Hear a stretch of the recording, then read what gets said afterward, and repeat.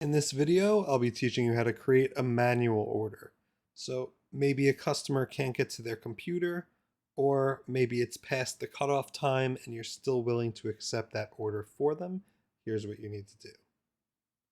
First, you'll come to your orders page and click the green Create Manual Order button. From here, just as if you were a customer, you can go ahead and start adding items to the cart. When you're ready, click Next. And we'll be on a checkout page very similar to what your customers see. And we can come through and we can even add promo codes. And what we're going to do is select the delivery date. And as the admin, you could actually override the cutoff point. So if your cutoff was Friday afternoon and somebody reaches out Friday night or on Saturday, you could still come in here and put an order in for Monday for them.